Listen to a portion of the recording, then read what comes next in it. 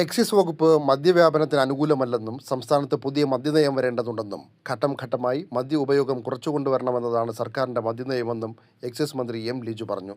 ലഹരിവർജ്ജനം ശക്തിപ്പെടുത്തുന്നതിന്റെ ഭാഗമായി ബോധവൽക്കരണം, ലഹരിവർജ്ജനം, പുനരധിവാസം എന്നിവ ലക്ഷ്യമിട്ട് എല്ലാ താലൂക്കുകളിലും ഡി അഡിക്ഷൻ സെന്ററുകൾ സ്ഥാപിക്കുമെന്നും മന്ത്രി അറിയിച്ചു. ലഹരി ഇടപാടുമായി ബന്ധപ്പെട്ട വിവരങ്ങൾ കൈമാറുന്നതിനായി ജൂലൈ 1 മുതൽ മയങ്ങില്ല കേരളം എന്ന പേരിൽ ജനജാഗ്രതാ പോർട്ടൽ പ്രവർത്തനം ആരംഭിക്കും. കൂടാതെ ഓപ്പറേഷൻ ശുദ്ധി എന്ന പേരിൽ വ്യാജ കള്ള് പരിശോധന ഊർജിതമാക്കുമെന്നും മന്ത്രി അറിയിച്ചു. മയങ്ങില്ല കേരളം എന്ന ക്യാമ്പയിനാണ് അതിലെ ഏറ്റവും പ്രധാനപ്പെട്ട കാര്യം. അതൊരു മിഷനാണ്. അതിൽ എൻഫോഴ്സ്മെൻറ്റ് സൈഡുണ്ട്, അതോടൊപ്പം തന്നെ നിലവിലുള്ള വിമുക്തിയുടെ അവയർനെസ് സൈഡുണ്ട്. കാരണം വളരെ മികച്ച രീതിയിൽ ഉള്ള ബോധവൽക്കരണ പ്രവർത്തനങ്ങളാണ്. എക്സൈസ് അതിനുള്ള ശേഷിയുണ്ട്.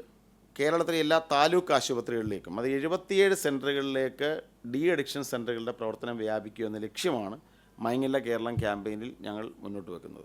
അതേസമയം വീര്യം കുറഞ്ഞ മദ്യത്തിന് കുറഞ്ഞ നികുതി എന്ന മുഖ്യമന്ത്രിയുടെ ബജറ്റ് പ്രഖ്യാപനത്തെ മന്ത്രി ന്യായീകരിച്ചു. മുഖ്യമന്ത്രിയുടെ ബജറ്റ് പ്രസംഗത്തിൽ തെറ്റില്ലെന്നും വകുപ്പ് മന്ത്രിമാരോട് ചോദിക്കാതെ തന്നെ നികുതി സംബന്ധിച്ച കാര്യങ്ങളിൽ തീരുമാനമെടുക്കാൻ ധനമന്ത്രിക്ക് സ്വാതന്ത്ര്യമുണ്ടെന്നും ലിജു വ്യക്തമാക്കി. വീര്യം കുറഞ്ഞ മദ്യബ്രാൻഡിന്റെ വിപണനം സംബന്ധിച്ച അന്തിമ തീരുമാനം സർക്കാരിന്റെ മദ്യനയത്തിലൂടെയായിരിക്കും പ്രഖ്യാപിക്കുകയെന്നും ലിജു പറഞ്ഞു. മുഖ്യമന്ത്രി വളരെ കൃത്യമായിട്ട് നിലപാട് പ്രഖ്യാപിച്ചു.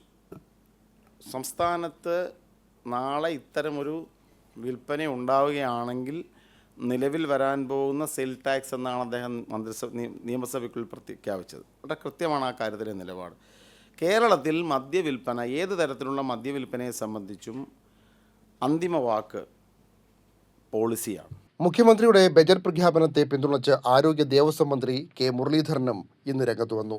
കേരളത്തിൽ സ്ഥിരം മദ്യപാനികളുണ്ടെന്നും അവർക്ക് നല്ല സാധനം കൊടുക്കേണ്ടത് സർക്കാരിന്റെ ഉത്തരവാദിത്തമാണെന്നും അതുകൊണ്ടാണ് വീര്യം കുറഞ്ഞ മദ്യമെന്ന ആശയത്തിലേക്ക് വന്നതെന്നും മുരളീധരൻ പറഞ്ഞു. എന്നാൽ ആത്യന്തികമായി മദ്യലഭ്യത കുറച്ചുകൊണ്ടുവരണം എന്നത് തന്നെയാണ് UDFന്റെ മദ്യനയമെന്നും കെ മുരളീധരൻ വ്യക്തമാക്കി.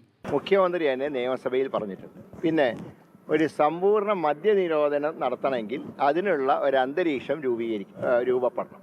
അതിന് സർക്കാർ ശ്രമിക്കും. വീര്യം കുറഞ്ഞ മദ്യം കൊടുക്കുന്ന അതിൻ്റെ ഇമ്പാക്റ്റ് ഒന്ന് കുറയ്ക്കാൻ വേണ്ടി. വിജയ മനീഷ് കുമാർ, ജീവൻ ന്യൂസ്, തിരുവനന്തപുരം.